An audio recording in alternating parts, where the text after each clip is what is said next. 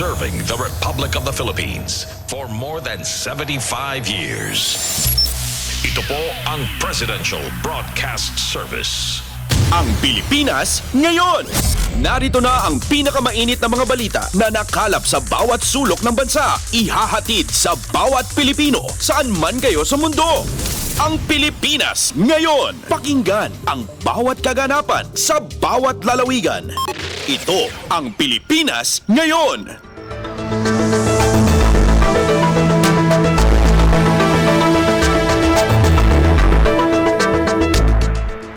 Magandang araw po sa ating mga tagapakinig. Welcome po ulit sa ating programang Ang Pilipinas Ngayon. Sa ngalan ni Ben Blones, ito po si Steph Vicente. Samahan niyo po ako sa kabuuan ng ating palatuntunan.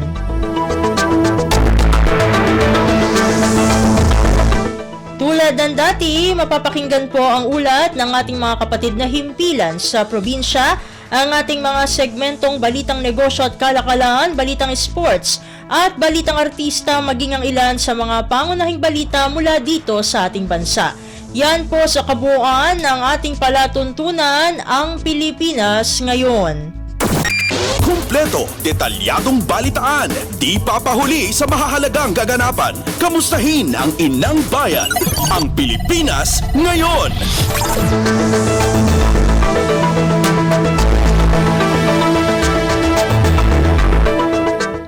Sa mahahalagang balita, nagpaabot ng pagbati si Pangulong Ferdinand R. Marcos Jr. kay EJ Obiena sa pagkakasungkit nito ng unang gintong medalya ng Pilipinas sa men's pole vault sa ika-19 na Asian Games na ginanap sa Hangzhou, China. Nagpaabot rin ng pagbati ang Pangulo kay na Patrick King Perez, Jones Inso, Gideon Padua, Clemente Tabugara Jr., Alex Ayala at Francis Casey Alcantara para sa kanilang natatanging performance sa taekwondo, wushu at tennis. Kung matatandaan, buo ang suporta ng Administrasyong Marcos sa mga atletang Pinoy na kumakatawan sa Pilipinas sa mga pandaigdigang kompetisyon at patuloy na itinatayo ang watawat ng bansa. Buwan ng Agosto nang magsagawa ng konsyerto sa palasyo ang Office of the President para sa mga atletang Pilipino. Doon ay kinilala ang dedikasyon at disiplina ng mga atleta sa iba't ibang larangan ng pampalakasan. Pasada ng mga balita mula sa Pilipinas para sa mga Pilipino saan man sa mundo. Ang Pilipinas ngayon!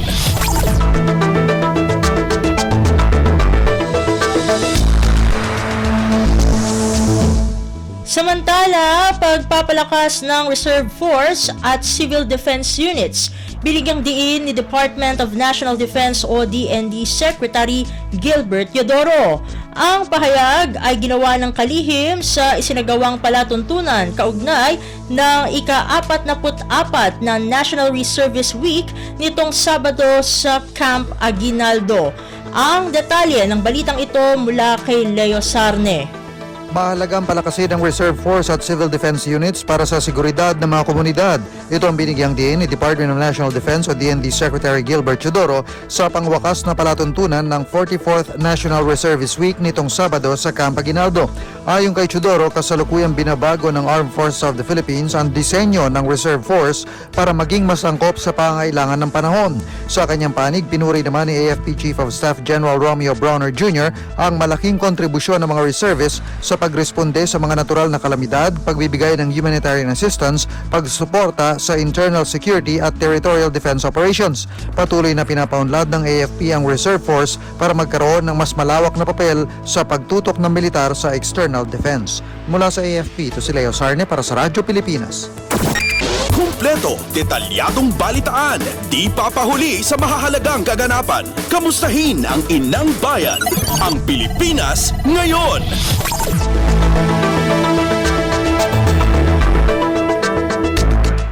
Sa iba pang mga ulat, Philippine Coast Guard o PCG agad umaksyon sa katubigan ng Puerto Princesa City Port sa Palawan matapos ang matapos ang namataang oil spill sa lugar. Ayon sa PCG, kontrolado na ang nasabing oil spill kung saan nakakolekta ang mga ito ng halos 2 drum ng langis mula sa 500 square meter na apektadong lugar. Ang detalye ng balitang ito mula kay EJ Lazaro. Agarang umaksyon ang mga kawani ng Philippine Coast Guard o PCG sa katubigang palibot ng Puerto Princesa City Port sa Palawan matapos ang namataang oil spill sa lugar. Dito idineploy ng PCG response team ang 4 na segments ng oil spill boom at 6 na bale ng sorbent pods upang mapigilan ang pagkalat ng langis. Ayon sa ulat ng PCG, kontrolado na ang nasabing oil spill incident kung saan sa kabuuan ay nakakolekta ang mga ito ng halos 2 drum ng langis mula sa 500 square meter na apektadong lugar. Kumuha rin ng samples ng langis ang mga technician mula sa Marine Science ng Coast Guard galing sa 2 sasakyang nakadaong sa port para sa fingerprinting analysis upang matukoy ang pinagmulan ng nasabing langis. Nag-coordinate din ang mga ito sa isa pang Ro-Ro passenger vessel na umalis sa port bago mangyari ang insidente para sa parehas na pagkuha ng samples ng langis para rin masuri. Ito si EJ Lazaro para sa Radyo Pilipinas. Pasada ng mga balita mula sa Pilipinas para sa mga Pilipino saan man sa mundo. Ang Pilipinas ngayon.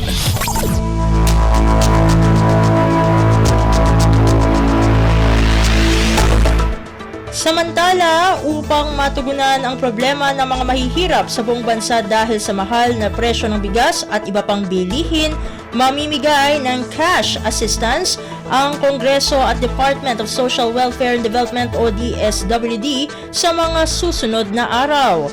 Ang tinawag na Malaya Rice Project ay magsisimula sa Metro Manila sa susunod na linggo na aabot sa higit 3 milyong individual sa buong bansa ang inaasahang makatatanggap.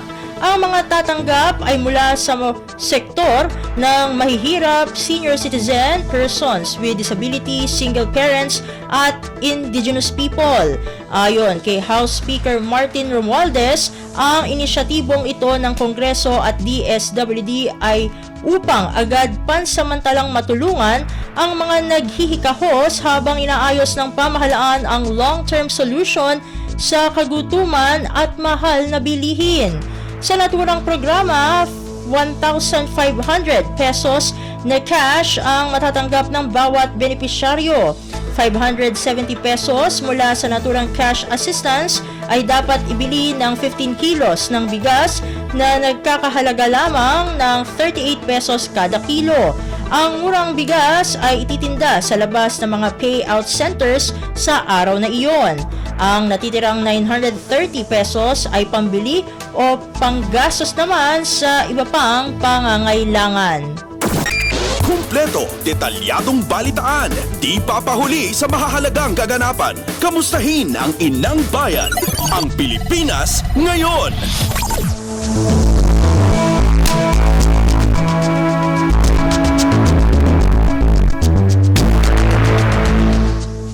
Sa iba pang mga ulat, matapos ang ilang taon na preliminary investigations at court hearings, hinatulan na ng Metropolitan Trial Court, National Judicial Capital Region Branch 24 ng guilty beyond reasonable doubt si Divina Bico Aguilar sa paglabag sa customs laws matapos magdeklara ng maling laman ng shipment.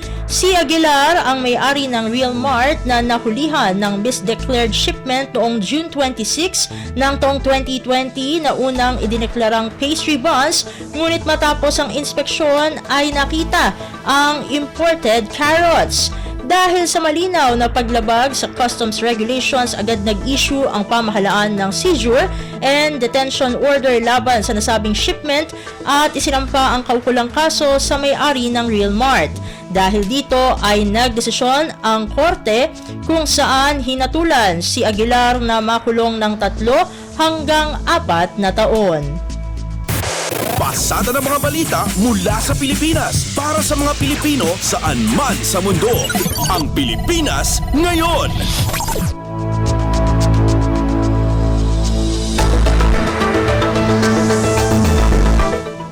Samantala, binalaan naman ng Philippine National Police ang mga kandidato sa Barangay at Sangguniang Kabataan Elections o BSKE sa pagkakabit ng campaign materials sa mga ipinagbabawal na lugar. Ayon kay PNP Public Information Office Chief Colonel Jean Fajardo, bawal na bawal ang pagkakabit ng campaign poster sa mga tanggapan ng pamahalaan dahil nakasaad ito sa guidelines ng Commission on Elections o COMELEC. Maging sa police stations aniya ay bawal ang campaign materials dahil dapat walang panigan ang PNP sa eleksyon. Pakiusap ni Fajardo sa mga kandidato umiwas sa mga bawal dahil ang sinumang lalabag sa COMELEC rules sa pangangampanya ay posibleng maharap sa disqualification. Nabatid na nag-aarangkada na ang campaign period sa October 9 hanggang October 28. Kumpleto, detalyadong balitaan, di papahuli sa mahahalagang kaganapan. Kamustahin ang inang bayan, ang Pilipinas ngayon.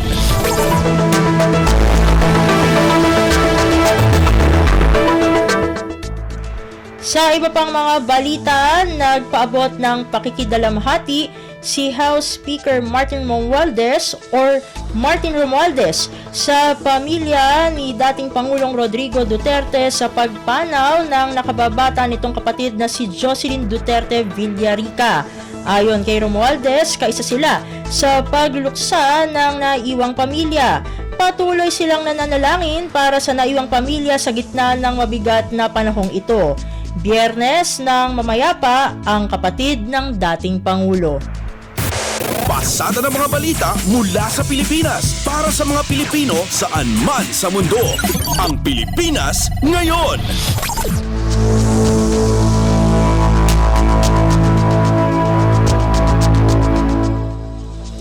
Samantala, kinumpirma naman ng National Grid Corporation of the Philippines o NGCP na nagkaroon ng grid disturbance sa Luzon linggo ng gabi, October 1, na nagresulta ng automatic load dropping o ALD sa Metro Manila at ilang lalawigan. Ayon sa NGCP, partikular na naapektuhan ng aberya ang San Jose, Nagsaag, 500 kV transmission line 2 at iba pang power plant sa Luzon. Naibalik din ang supply ng kuryente bandang alas 7:33 ng linggo ng gabi sa mga naapektuhang lugar kasama ang Metro Manila, Cagayan, Kalinga, Apayao, Laguna, Quezon, Batangas at Camarines Norte. Sa ngayon, inimbestigahan na ng NGCP ang dahilan ng grid disturbance. Kumpleto, detalyadong balitaan, di papahuli sa mahahalagang kaganapan. Kamustahin ang inang bayan, ang Pilipinas ngayon.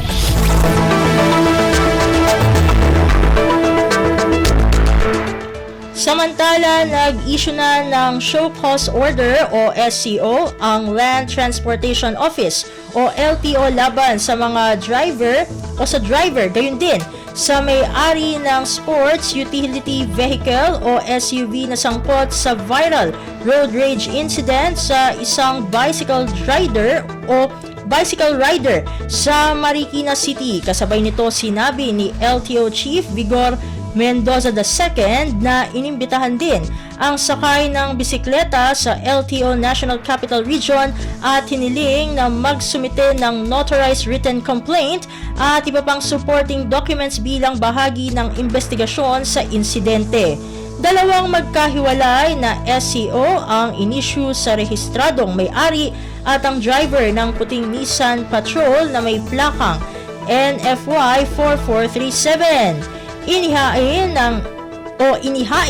ang SCO sa rehistradong may-ari ng SUV sa Novaliches, Quezon City habang ang SCO para sa driver ay inihain naman sa kanyang bahay sa Antipolo City. Pareho silang nahaharap ng mga kaso ng paglabag sa reckless driving, obstruction of traffic at improper person to operate a motor vehicle sa ilalim ng Republic Act o RA 4136 at ang disregarding traffic signs. Samantala, preventive suspended na ng 90 araw ang registration ng nasabing sasakyan maliban na lang kung mas maagang maresolba ang kaso. Pasada ng mga balita mula sa Pilipinas para sa mga Pilipino saan man sa mundo. Ang Pilipinas Ngayon.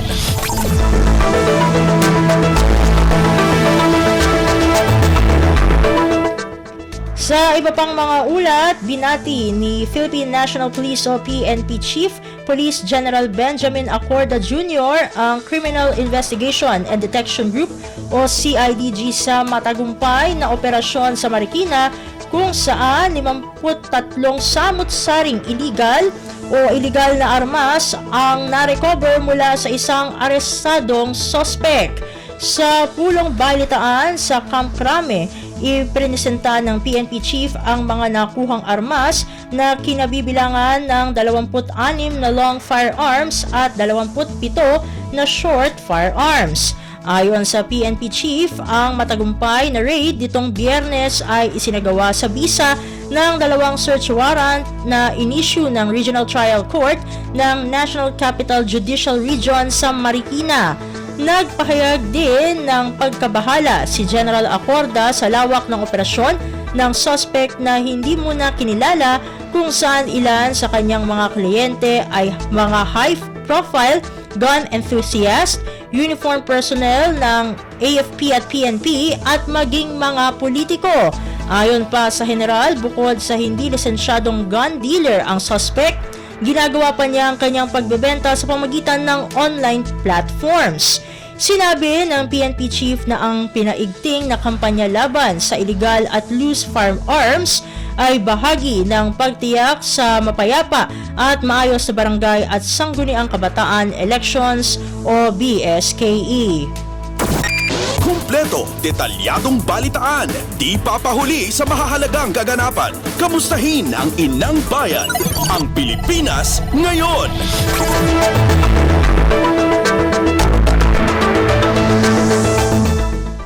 Sa balitang Senado, subsidiya ng gobyerno sa PUV Modernization Program na ispadagdagan ng isang senador. Pinunto ng mambabatas na nasa 60% lang ang compliance rate ngayon at walang alokasyon para sa PUV modernization sa ilalim ng panukalang 2024 national budget. Ang detalye ng balita mula kay Nympha Asuncion.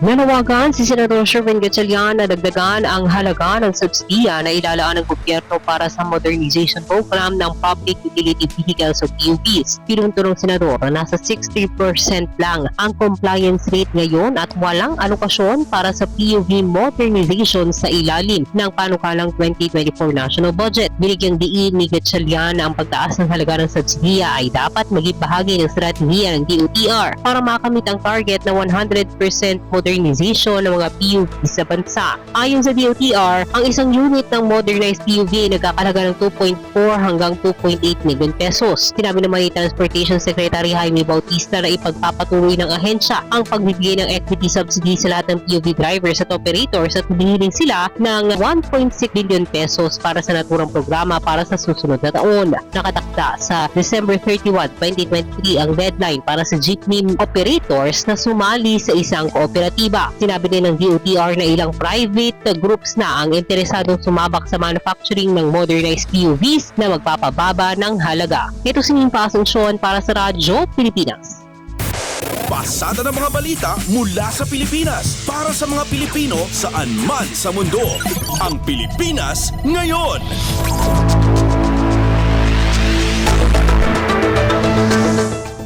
Babalik tayo sa balitang kamera.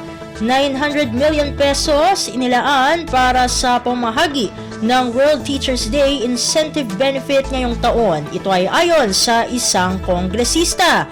Ang kabuang ulat ihahatid sa atin ni Kathleen Forbes. 700,000 public school teachers ang nakatakdang makatanggap ng kani-kanilang World Teachers Day Incentive Benefit sa Oktubre 5 bilang bahagi ng World Teachers Day. Ayon kay Quezon City Representative Marvin Rillo, ngayong 2023, pinaglaanan ng Kongreso ng 900 million pesos ang teachers incentives. Tuwing ika-5 na Oktubre, ang mga guro sa pampublikong paaralan ay nakakatanggap ng 1,000 pesos na insentibo. Pagtiyak na mambabatas na kada taon ay sinisiguro ng Kongreso na mapopondohan ang insentibo. Katunayan sa ipinasa nila ngayong 2024 budget ay may 912 million pesos na kalaan para sa susunod na taon. Taon 2019 nang simulan ang pamamahagi ng World Teachers Day Incentive Benefit. Ito si Kathleen Forbes para sa Radyo Pilipinas.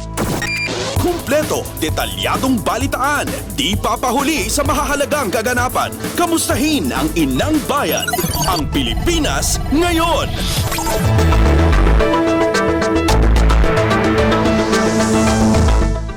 Samantala, hindi naman pabor si House Deputy Majority Leader Representative Alfred De Los Santos na isama ang mga mangingisdang Pinoy sa pagsasagawa ng intel at evidence gathering sa Exclusive Economic Zone o EEZ ng Pilipinas, partikular sa bahagi ng West Philippine Sea o WPS. Aniya, dapat ay ang mga profesional gaya ng sundalo at Philippine Coast Guard o PCG ang gumawa nito at hindi ang mga ordinaryong mangingisda na posibleng malagay pa sa alanganin. Ito rin aniyang dahilan kung bakit nagdesisyon ang Kamara na ilipat sa PCG at iba pang ahensyang nagbabantay sa WPS at EEZ ang confidential and intelligence funds ng civilian agencies dahil sila ang mga ahensyang nararapat mangalap ng ebidensya at intel. Punto pa nito na kahit ang mga bantay dagat, sea warden ay hindi dapat bigyan ng intel duty at i-deploy sa EEZ dahil ang tanging trabaho nila ay bantayan at ipatupad ang Coastal Fisheries Law. Pasada ng mga balita mula sa Pilipinas para sa mga Pilipino saan man sa mundo. Ang Pilipinas ngayon.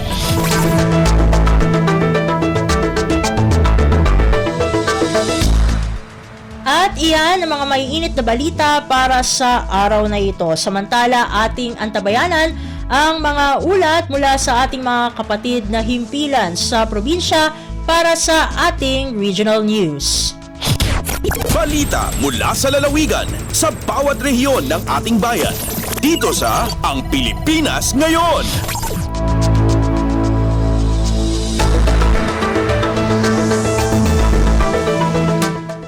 Narito na ang bugso ng ating mga regional news. Dumako muna tayo sa rehiyon ng Luzon.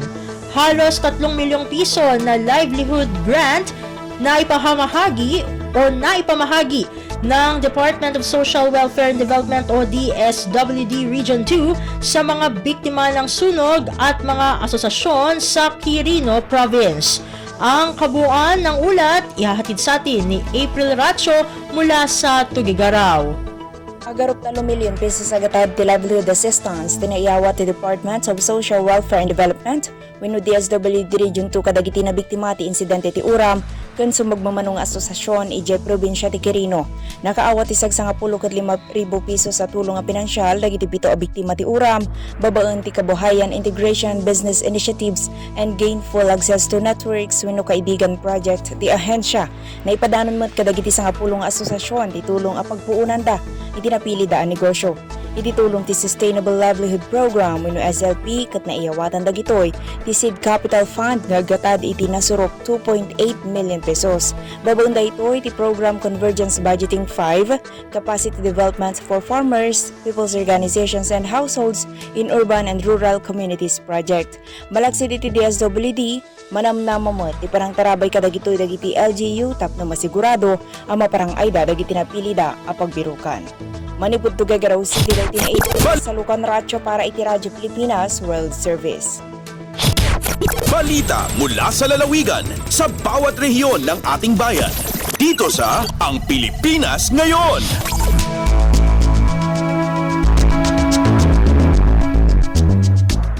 Inyong napakinggan ang ulat ni April Racho mula sa Tugigaraw. Dumako naman tayo sa Baguio City, mahigit sa 80 abrenos benepisyaryo ng tupad program ng DOLE. Ang detalye ng balita ihahatid sa atin ni Jong Munar.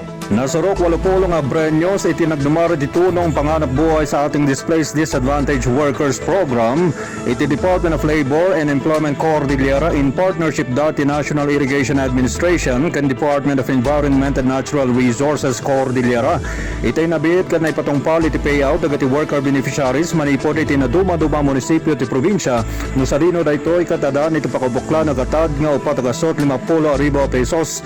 Indalwa ni Dole Car Regional Director Nathaniel Lacambra kadwana iti NEA Cordillera ti payout digiti 50 katalwa beneficiaries sajay tayom ken bangged nangay matlang iti kapada ng aktibidad sajay Bolinay, Buklok, Danglas, Lagangilang, Lagayan, Likwan Bahay sa Lapadan ken Tubo no sadino ka-partner damat iti DNR Cordillera. May palagip na imunan kinunan ni Regional Director Lacambra nakipartner ti Dole iti National Irrigation Administration para iti tulong may paikaligiti manalon anang rugin nga naapektaran iti El Nino phenomenon. Manipod dito'y Radyo Pilipinas Baguio, Jong Monar ng ipadamag para iti Radyo Pilipinas World Service. Balita mula sa lalawigan sa bawat rehiyon ng ating bayan. Dito sa Ang Pilipinas Ngayon.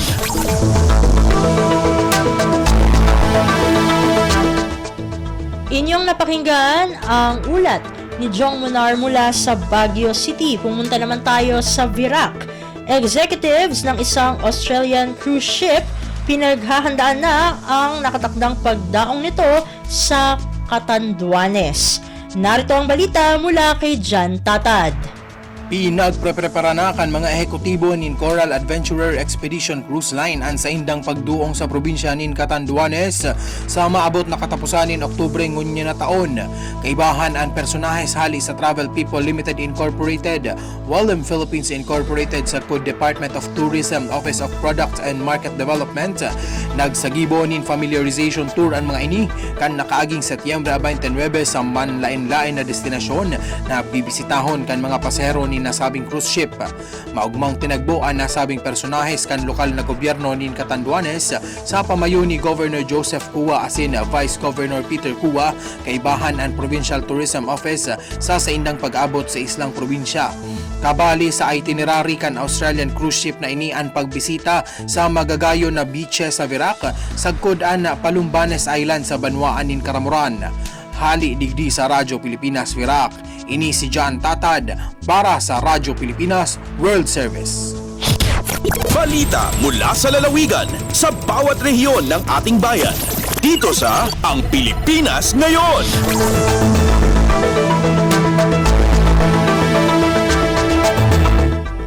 Inyong napakinggan ang ulat ni Jan Tatad mula sa Virac.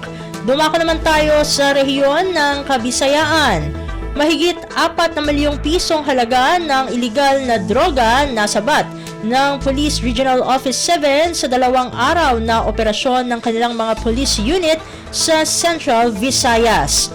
Ang detalye ng balita ihahatid sa atin ni Carmel Matus mula sa Cebu.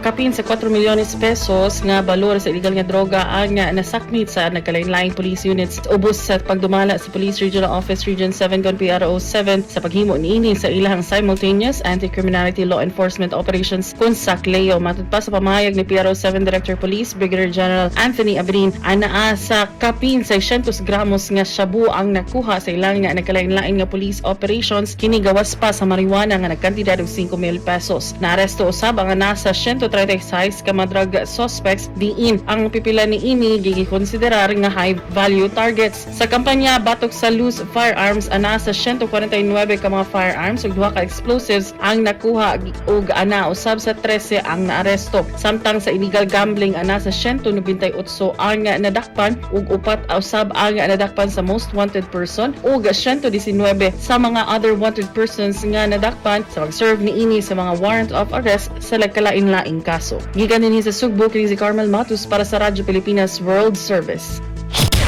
Balita mula sa lalawigan sa bawat rehiyon ng ating bayan. Dito sa Ang Pilipinas Ngayon.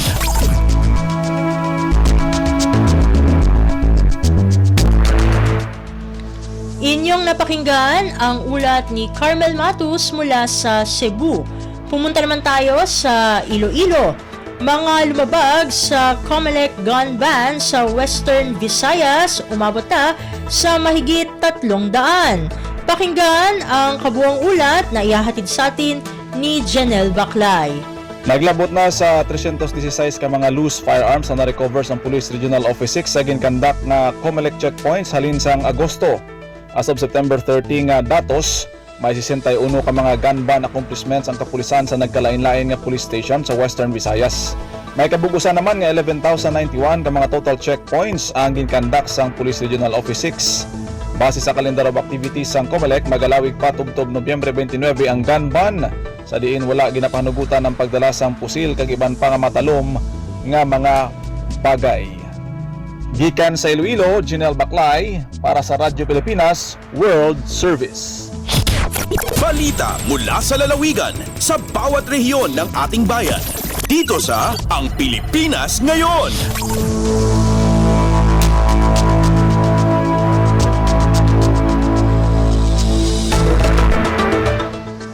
Inyong napakinggan ang ulat ni Janelle Baclay mula sa Iloilo. Dumako naman tayo sa rehiyon ng Mindanao. Department of Education Davao City Division hinikayat ang mga mag-aaral na magsuot ng face mask dahil sa pagdami ng kaso ng viral respiratory illness. Narito ang detalye ng balita na ihahatid sa atin ni Sheila Lisondra mula sa Davao. Gilayon nga nagpagula ang Department of Education Davao City Division og kamanduan sa tanang tulunghaan sa syudad sa pagrekomenda sa mga magtutungha og tanang mga teaching og non-teaching staff nga magsulod og face mask tungod sa pagsaka sa kaso sa viral respiratory illness sa syudad. Sumala pa ni Schools Division Superintendent Renante Solitario subay kini sa mando sa City Health Office.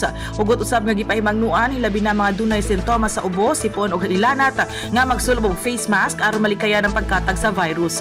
Gipahinumduman usab ang kamahinungdanon sa kanunay nga paghugas sa kamot, personal hygiene ug respiratory etiquette. Labot sa pagsaka sa mga nagbalatian, adino sa mga pribadong tulunghaan sa syudad ang nagpatuman og mandatory wearing of face mask samtang ang uban nagpatuman og blended learning.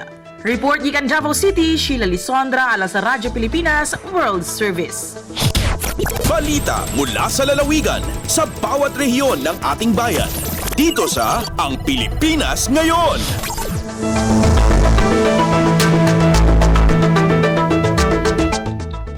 Inyong napakinggan ang ulat ni Sheila Lisondra mula sa Davao.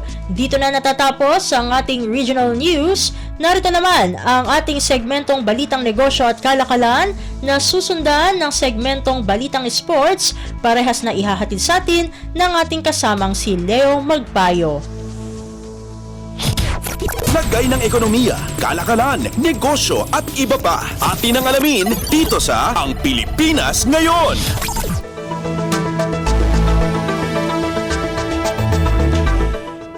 Magandang araw, narito na po ang Balitang Business.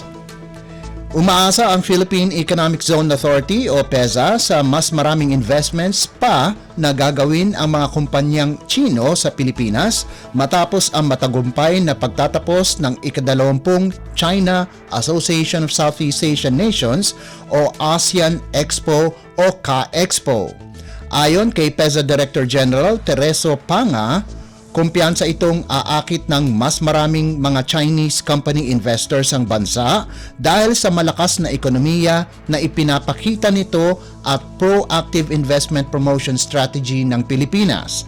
Habang sa Philippine Investment Forum sa China, ibinalita ni Philippine Ambassador to China, Jaime Flor Cruz, ang mas mataas na interes ng mga negosyanteng Chino na magnegosyo sa Pilipinas, kung saan aabot sa mahigit 22 bilyong dolyar na mga strategic investments ang nakuha ng bansa nang magsagawa ng state visit doon si Pangulong Ferdinand R. Marcos Jr. Ayon pa kay Flor Cruz, masigasig ang pakikipag-ugnayan ng mga Chinese executives na mag-invest sa maraming industriya sa Pilipinas. Matapos ang forum, nagkaroon pa ng dialogo ang mga opisyal ng Pilipinas at dalawang malalaking Chinese companies. kung saan isa rito ay itinuturing na leading global provider ng mga smart device na layong palawakin ang kanilang presensya sa Pilipinas lalo na sa larangan ng consumer electronics. Habang ang isa pang kumpanya ay isa naman sa pinakamalalaking power generation groups sa China na planong magsagawa ng mga renewable energy projects sa bansa. Layo ng PEZA na makakuha pa ng mga investments mula sa high-tech sectors at emerging technologies, kabilang ang industrial manufacturing, transport, technology, media, telecommunications at marami pang iba. Sa kasalukuyan, may 164 na rehistradong mga Chinese projects o companies sa ilalim ng PEZA, katumbas ito ng higit sa 25.8 bilyong piso na investments at nakapaglikha na ng higit sa 16,000 trabaho. Lagay ng ekonomiya, kalakalan, negosyo at iba pa. Atin ang alamin dito sa Ang Pilipinas Ngayon.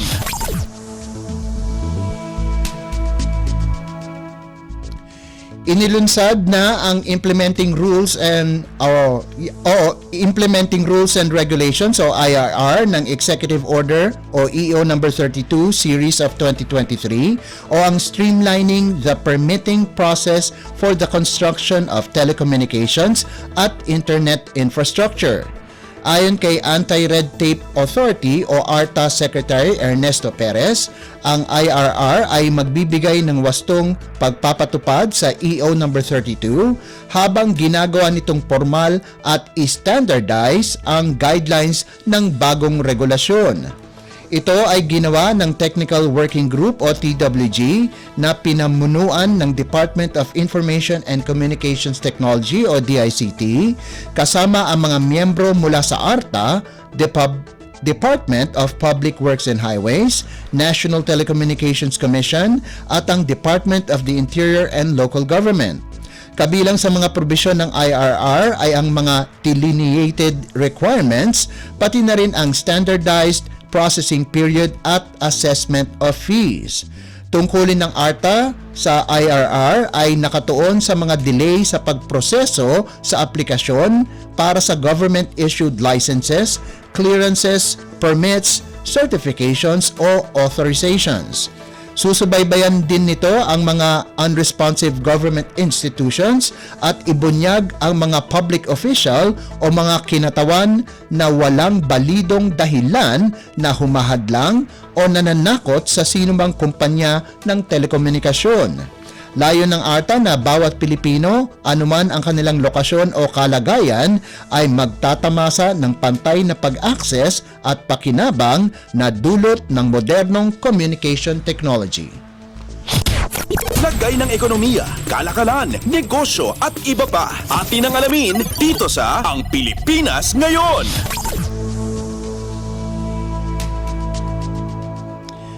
Inaasahan muling bababa ang presyo ng gasolina at kerosene pero may konting taas sa presyo naman ng diesel itong linggo.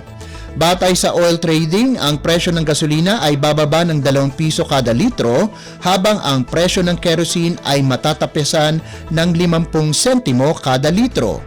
Gayunman, tumaas ng konti ang presyo ng diesel ng 40 sentimos kada litro. Ayon sa independent player, ang pagtaas ng presyo ng diesel ay dahil sa desisyon ng Russia na limitahan ang fuel imports kabilang na ang diesel. Tumaas naman nitong linggo ang presyo ng LPG na may 40 piso sa bawat regular na 11 kilogram cylinder. Sinasabing ang price adjustment ay dulot ng mataas na crude prices at stockpiling para sa panahon ng winter. Tuwing araw ng Martes, ipinatutupad ang taas o bawas presyo ng mga petrolyo. Lagay ng ekonomiya, kalakalan, negosyo at iba pa. Atin ang alamin dito sa Ang Pilipinas Ngayon.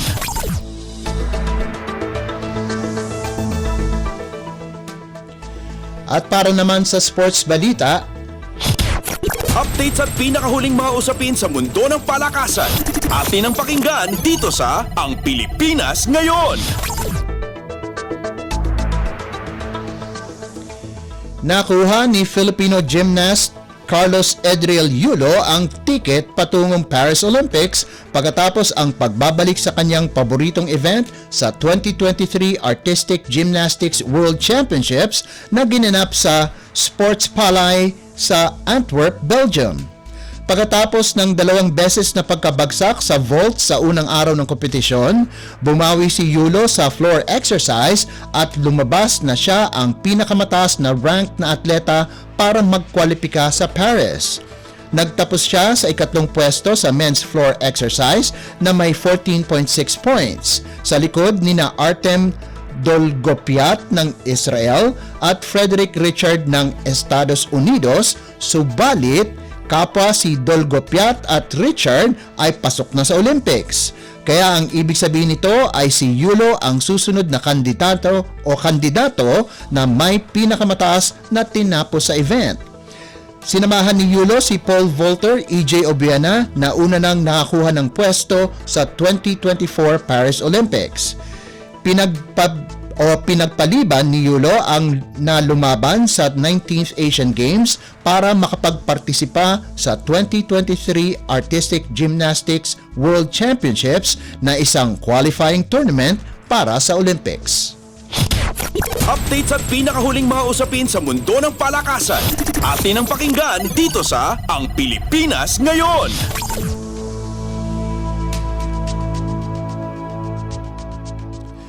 Samantala, Yumir Felix Marshall pinabagsak ang kanyang katunggali na taga-Thailand para makakuha ng assured bronze medal finish sa men's boxing light heavyweight class ng 19th Asian Games. At ang Gilas Pilipinas tatangkaing makapasok sa quarterfinals ng men's basketball competition kontra Qatar. Para sa Asian Games updates, narito si Aaron Bayato ng RP2 Sports.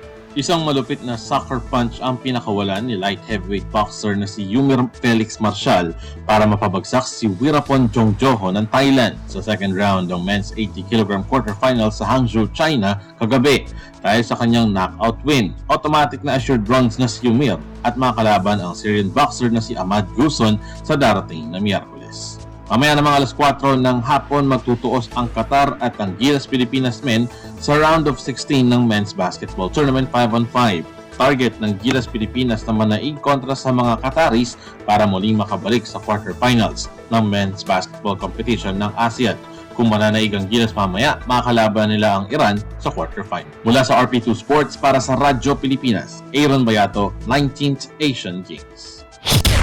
Updates at pinakahuling mga usapin sa mundo ng palakasan. Atin ang pakinggan dito sa Ang Pilipinas Ngayon.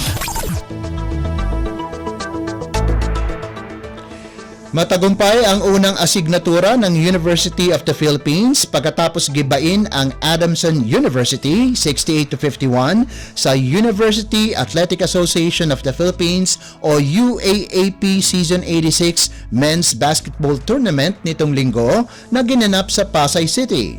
Dinomina ni reigning Most Valuable Player Malik Diouf ang rebounding department kung saan nakagawa ito ng double-double, 20 puntos at 17 rebounds habang pinahanga ni CJ Cancino ang mga fans sa Mall of Asia Arena sa kanyang comeback game pagkatapos magpagaling sa kanyang ACL injury. Nakagawa si Cancino ng 19 na puntos, 2 rebounds, 1 assist at 1 block habang nag-ambag din si Harold Alarcon ng 10 puntos, 5 rebounds at 2 steals para sa Fighting Maroons. Anim lamang ang abante ng UP pagkatapos ang halftime, subalit sumirit ang Fighting Maroons sa pangunguna ni Cancino na nakagawa ng 16 na puntos sa third quarter lamang na karamihan ay galing sa 3 points para ibigay ang pinakamataas na abante 61-41. Sina Didap Hanapi at Matthew Montibon ang nakagawa ng double-digit points sa panig ng Soaring Falcons kung saan nakagawa sila ng 13 at 11 puntos ayon sa pagkakasunod.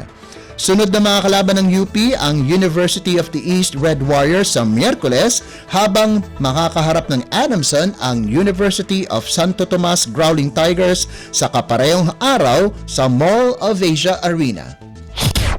Updates at pinakahuling mga usapin sa mundo ng palakasan. Atin ang pakinggan dito sa Ang Pilipinas Ngayon.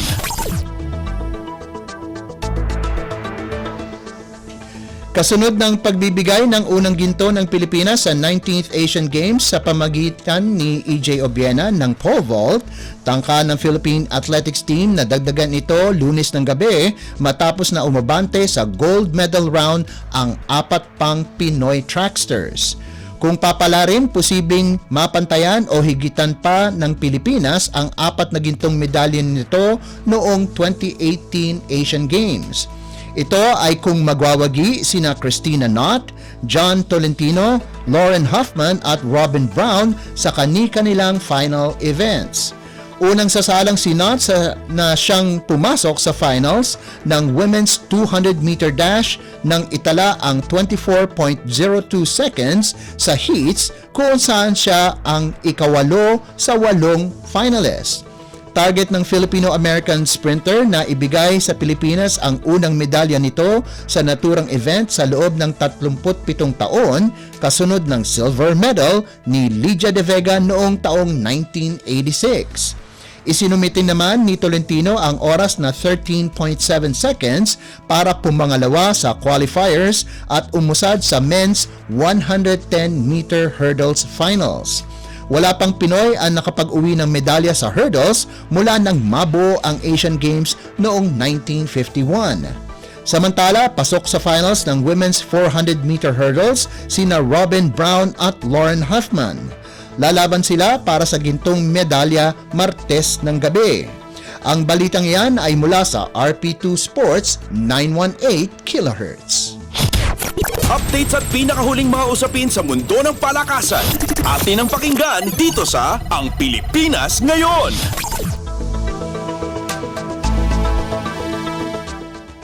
At yan ang pinakahuling balita sa larangan ng palakasan.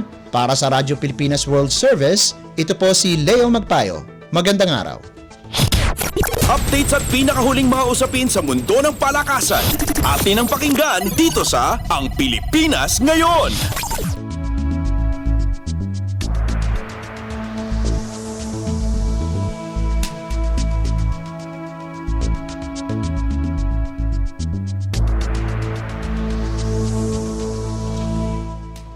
Maraming salamat Leo para sa ating segmentong Balitang Negosyo at Kalakalan at segmentong Balitang Sports. Para naman sa ating mga kachismis, narito na ang segmentong Balitang Artista kasama si Mama JT.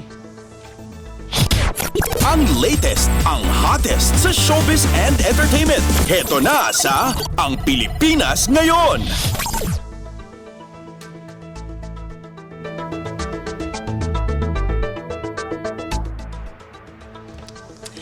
Hello! Magandang araw sa ating mga chismoso at chismosa na nag-aabag ng ating balitang artista. Nandito na si Mama JT para magatid ng mga trending na balita sa mundo ng showbiz. O ito na, ang ratsyada ng mga chika.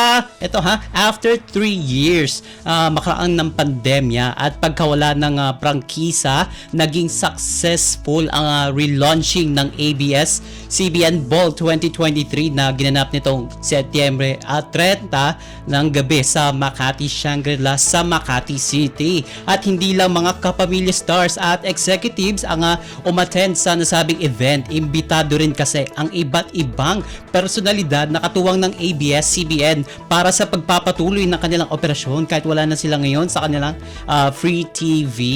And for sure, naging makasaysayan ang nasabing event dahil sa kauna-unahang pagkakataon, dumalo sa nabanggit na showbiz event sina GMA Chairman Attorney Felipe Gozon at anak niyang si Senior Vice President Attorney Annette Gozon Valdez. And marami ang natuwa dahil senyales na talaga ito na wala ng network war sa pagitan ng dalawang TV Network na itinuturing na pinakamahigpit na magkaribal sa TV ratings noon. Subalit sa kawalan nga ng prangkisa ng Kapamilya Network at dulot na rin ng ilang mga pagbabago, nagkaroon ng pagkakaibigan at kolaborasyon sa pagitan ng dalawa. Una na riyan ang pagpapanood o pagpapalabas ng mga klasiko at tumatak na mga pelikula ng Star Cinema na movie company ng ABS sa GMA Network. Isa pa dyan ay yung pagpapalabas din ng mga popular na show ng Kapuso Network sa Kapamilya streaming app na I Want TFC.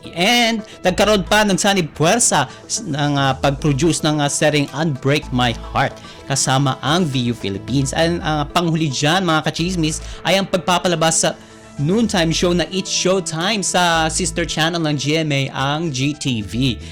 Kung inyong matatandaan din mga kachismis dumalo din ang ABS-CBN executives na sina President and CEO Carlo Katigbak at COO for Broadcast Cory Vidanes sa GMA Gala noon namang Hulyo ng taon ding ito.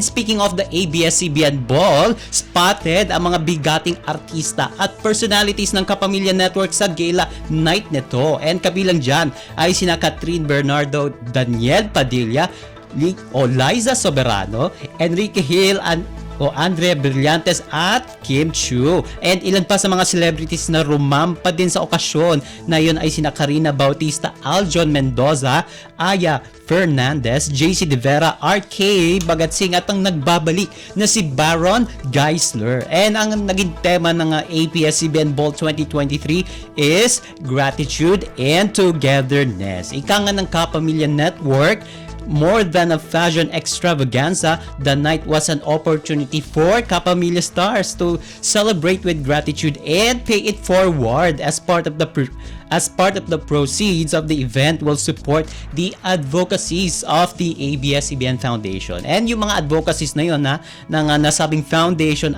na tinutukoy ay gaya ng Sagip Kapamilya, Bantay Bata 163 and Bantay Kalikasan. Layun din ng foundation na magkaroon ng positive impact pagdating sa iba't ibang social issues gaya ng problema sa edukasyon, kalusugan at disaster response. Diba? Parang it's a charity event din at the same time. Hindi lang siya basta gala night na pagrampa ng mga bigating artista.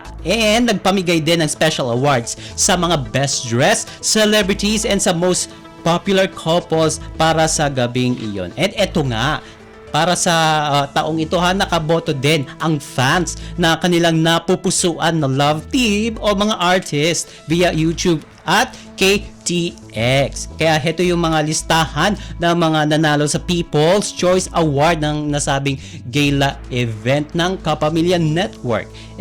Una dyan ang Stars of the Night. Kasama dyan sa mga nanalo ay sina Donnie Pangilinan at Bel Mariano. Sa naging power couple of the ball, eto sina Donnie Pangilinan si Donnie Pangilinan pa din and Bel Mariano.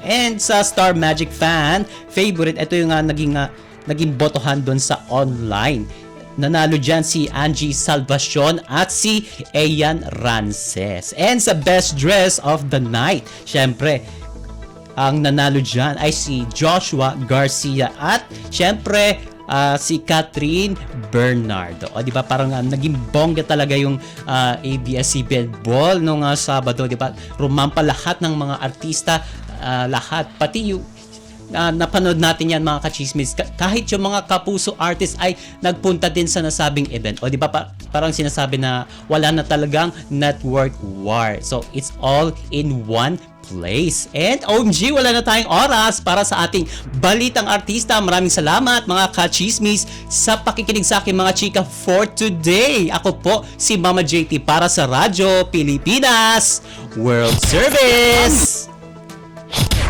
Ang latest, ang hottest sa showbiz and entertainment. Heto na sa Ang Pilipinas Ngayon.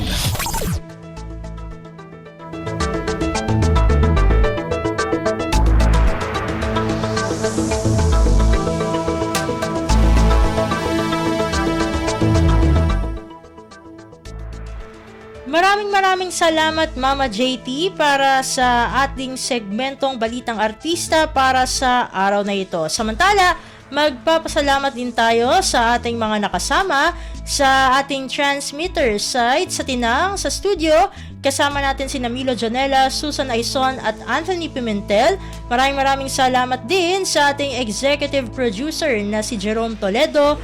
Salamat din sa mga naghatid ng mga ulat mula sa Kamaynilaan at mga probinsya, pati na rin ang naghatid sa atin ng ating segmentong Balitang Negosyo at Kalakalan at ng segmentong Balitang Sports na si Leo Magpayo at pinasasalamatan din natin ulit ang naghatid sa atin ng segmentong Balitang Artista na si Mama JT. At syempre, maraming salamat sa ating station manager na si Mr. Ray Sampang. Maraming salamat po hanggang sa susunod na edisyon ng ating palatuntunan. Huwag kalimutang mag-like, mag-follow at mag-subscribe na sa mga social media account o page ng Radyo Pilipinas World Service upang maging laging updated sa mga mahahalagang balita. Sa ngalan ni Ven Blones, ito po si Steph Vicente. Mabuhay po tayong mga Pilipino. At yan ang Pilipinas ngayon. Muling samahan si Ven Blones sa parehong oras at alamin ang pinakahuling mga kaganapan at balita saan man kayo naroon. Ang Pilipinas ngayon.